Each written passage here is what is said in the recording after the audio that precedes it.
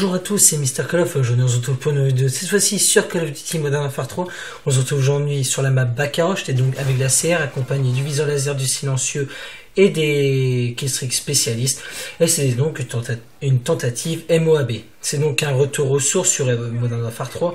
Tout simplement parce que je ne pourrais pas vous tourner le dernier épisode du let's play Call of Duty Ghost mode solo, tout simplement parce que j'ai eu un bug avec mon compte PSN et donc du coup je ne pourrais pas le réaliser. Donc je vous invite donc à aller voir la chaîne d'un autre youtubeur français et puis regarder la fin du jeu Call of Duty Ghost pour voir la fin du jeu tout simplement, car moi je ne pourrais pas vous la présenter. Donc aujourd'hui le sujet c'est donc est-ce que c'est la fin de Call of Duty? Donc c'est vrai que donc on va entamer le sujet directement. C'est vrai que Call of Duty a quand même sorti une dizaine d'opus à peu près. Donc c'est vrai que Call of Duty a été connu à partir du Call of Duty Modern Warfare premier du nom. Grâce déjà à sa technologie de jeu qui avait été révolutionnaire à l'époque, car c'était vraiment le jeu FPS, le premier jeu FPS mondial qui était le mieux fait, on va dire. Hein. C'est vrai qu'à cette époque-là, Battlefield c'était, on va dire en gros de la daube à côté de Call of Duty. Hein. Donc du coup, c'est vrai que de fil en aiguille, Call of Duty a réussi à se former une bonne communauté de quand même quelques millions de joueurs, et c'est vrai qu'aujourd'hui elle est en train de perdre sa communauté à sortir des opus de Call of Duty qui, au lieu de s'améliorer, vont dans le sens contraire en faisant des jeux de plus en plus pourris. Donc c'est vrai que moi je vais entamer un peu mes 5 ans de licence que j'ai fait sur Call of Duty. Donc c'est vrai que j'ai commencé donc sur Modern Warfare 2, c'était vraiment le jeu qui a fait que c'est le jeu, on va dire un peu nostalgique de Call of Duty. Hein. C'est le jeu qui a révolutionné Call of Duty avec l'apparition de la bombe nucléaire, qui a quand même fait donner envie à de nouveaux joueurs qui ne savaient pas ce que c'était Call of Duty d'y jouer, comme moi par exemple. Hein. Moi c'est grâce à mon cousin que j'ai connu Call of Duty, hein. Et puis c'est aussi, il y avait des collègues qui m'ont parlé de ce jeu-là et qui m'ont dit de le procurer, car c'était le jeu de guerre, on va dire, qui était révolutionnaire à cette époque. Hein. C'était à l'époque de 2007-2008 là. Et c'est vrai que quand je suis arrivé sur Call of Duty Modern Warfare 2, je me suis dit mais waouh, c'est quoi ce jeu là avec des graphismes de malade. C'est vrai que c'était assez réaliste à cette époque-ci. Hein.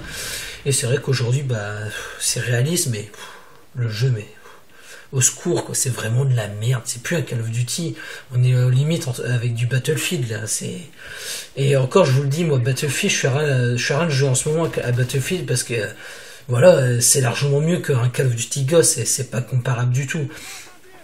Donc on va reprendre. Donc ensuite j'ai fait MW3 où là ça a vraiment été le jeu, mais où j'ai complètement, on va dire, mais défoncé le jeu. Je l'ai vraiment, mais à celui-là je l'ai amorti ce jeu-là. Hein. J'ai quand même passé 55 jours de jeu en multijoueur quand même, en même pas un an. C'est-à-dire que je l'avais eu en décembre et j'ai arrêté d'y jouer en novembre, donc j'ai passé 11 mois à y jouer, mais enfin ça fait quand même un petit peu, hein, 55 jours de jeu. Je sais pas si vous en rendez compte ce que ça fait, mais ça fait un petit paquet quand même, je peux vous le dire.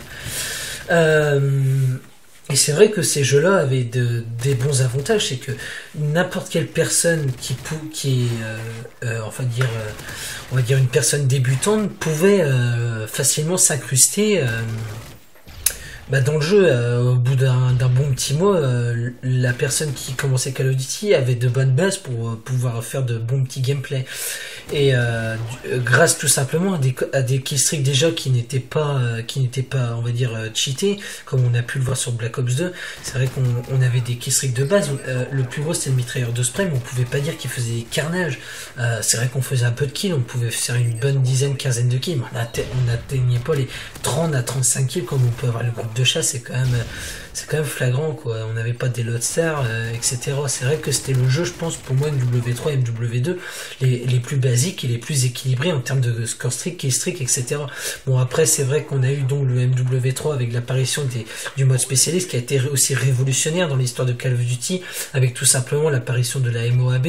Donc c'est vrai que là on avait le mode spécialiste qui n'était pas un mode spécialiste, je vais dire de PD, comme on peut le voir sur Ghost, avec un mode spécialiste qui est pour moi pas un mode spécialiste, c'est tout simplement, on va dire, un rajout, un plus comment on appelle ça, d'atouts, parce que en fait on sélectionne que environ une dizaine d'atouts en fait, alors que dans MW3 t'appuyais sur le au bout de cette kill, t'avais tous les atouts, t'étais peinard, et c'était à toi de jouer le jeu en faisant les bons déplacements et en connaissant bien les spawns et les déplacements à faire sur la map, tout simplement.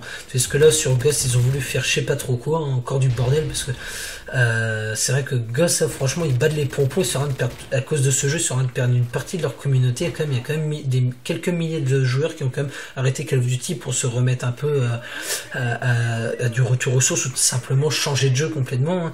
Vous avez qu'à aller voir, mais il y a je sais pas combien de youtubeurs qui ont arrêté de jouer à Ghost, hein, tout simplement parce que le jeu, pour moi, le jeu n'est pas attrayant et n'est pas... je sais pas, pour moi c'est pas un Call of Duty, c'est plus un Call of Duty, je sais pas ce qu'ils ont fait dans ce jeu là, mais il y a un truc qui fait que ça bug quelque part, hein, je sais pas d'où, mais pour moi c'est les maps, elles sont trop grandes, et puis la santé, ça va pas.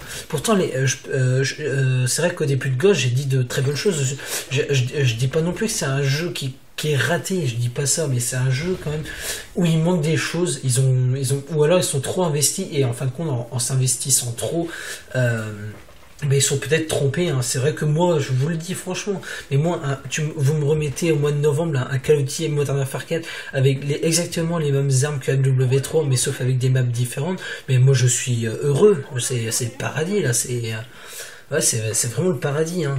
Pourquoi les se compliquer la vie à faire des nouveaux jeux qui vont, plutôt que d'apporter une bonne communauté, vont apporter des campeurs qui campent dans chaque coin de map et perdent une communauté de plusieurs milliers de personnes. Franchement, il faut qu'ils se posent la question. Bon, j'attends MW4 avec impatience, comme il a été annoncé, avec le nouveau développeur qui est Sledge Gamer. Donc peut-être que ce développeur-ci arrivera peut-être à... on va dire à changer la donne de Call of Duty, à rendre un jeu beaucoup plus qui va revenir sur un jeu Call of Duty beaucoup plus basique, c'est-à-dire avec des killstreaks normales, un mode spécialiste normal, le déblocage de la bombe nucléaire. Bon, après c'est vrai que la bombe nucléaire je pense que c'est MW2 qui est la référence de Call of Duty, tout simplement à cause de grâce à l'apparition de la bombe nucléaire. Hein. C'est vrai que moi, quand j'ai débloqué ma première bombe nucléaire, je sautais partout dans ma baraque. Hein. C'est vrai que c'était vraiment le truc waouh quoi. Et c'est vrai que là, voilà, il faut vraiment avoir du skill sur Ghost pour avoir la KEM d'abord. Donc pour moi, Ghost c'est pas un jeu qui est réservé c'est pas un jeu qui est fait pour débuter.